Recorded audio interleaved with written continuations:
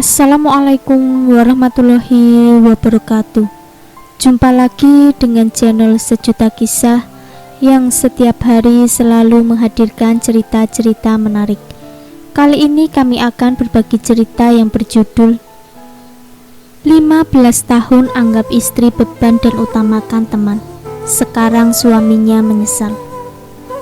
Sahabat Sejuta Kisah, terkadang kita sebagai suami terlalu egois terhadap istri, lebih mementingkan teman daripada setia mendampingi sang istri.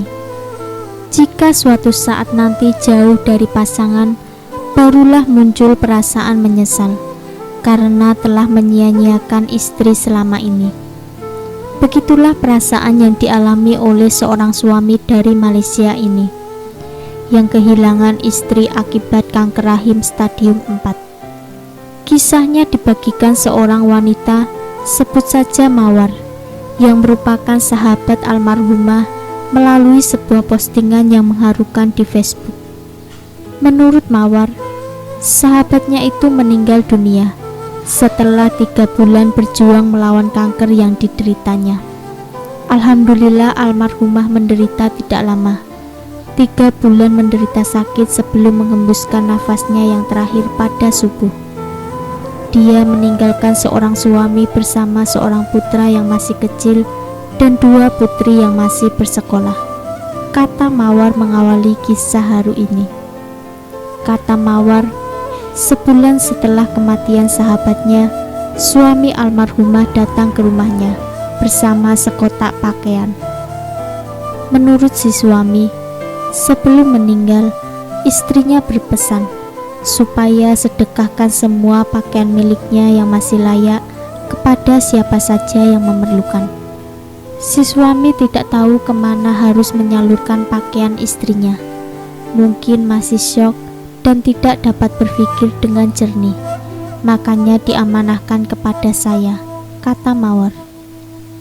Namun begitu membuka kotak tersebut, Mawar tersentak ketika suami dari sahabatnya itu tiba-tiba mengungkapkan rasa menyesal yang sangat dalam. Kepada Mawar, suami sahabatnya itu berkata, "Semalam saya buka lemari almarhumah dan hanya ini saja yang dia punya. 15 tahun saya bersama dia, ternyata saya tidak pernah peduli terhadap almarhumah. Saya abaikan almarhumah hingga dia jatuh sakit pun saya tidak tahu. Dulu waktu sebelum menikah, saya pernah melihat di dalam tas kecilnya ada berbagai jenis lipstik, bedak, dan macam-macam make up lainnya. Tetapi ketika sudah jadi istri saya, semuanya habis dan saya tidak pernah membelikan penggantinya," kata si suami sambil terisak.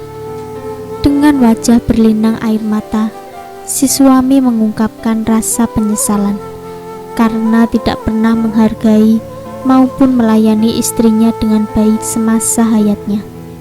Malah si suami tidak segan mengakui lebih mengutamakan teman-temannya dibandingkan istrinya sendiri. Saat lihat anak yang paling kecil minta susu, sedih hati saya. Siapa di antara teman-teman yang dengan mereka saya banyak habiskan waktu bersama bisa membuatkan susu untuk anak saya pada malam hari? Siapa yang bisa tolong urus anak-anak ke sekolah seperti almarhumah?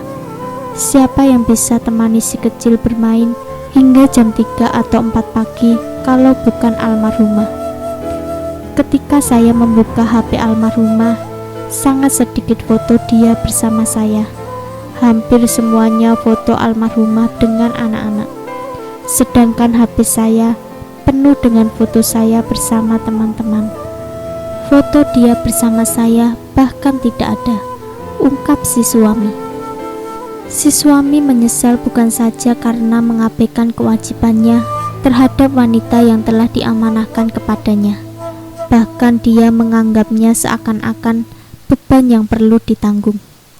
Setiap kali almarhumah mengeluh sakit, kurang sehat, lemah, dan mengajak saya pergi ke rumah sakit, saya hanya menganggapnya sebagai perkara remeh. Saya malas itu akan membuang waktu saya karena harus menunggu segala urusan pemeriksaan kesehatannya. Kejamnya saya pada almarhumah. Tiap kali almarhumah mengeluh sakit badan, saya cuma suruh dia tidur, minum obat. Saya suruh anak-anak yang pijit, tetapi saya lupa itu adalah kewajiban saya. Suatu pagi dia mengeluh perutnya sangat sakit. Saya malah memarahinya karena tidak menjaga makan. Saat saya lihat dia lemas, nadi dia semakin menurun, saya langsung bawa dia ke rumah sakit. Tapi selama berada dalam ambulans, mulut saya tak henti-henti menyumpah dia menyusahkan saya, ceritanya. Menyadari kekhilafannya selama ini, dia mengaku akan mencoba memperbaiki diri dan berubah untuk menjadi suami yang baik meskipun keadaannya sudah terlambat. Saya tidak hargai kehadiran dia dalam hidup saya.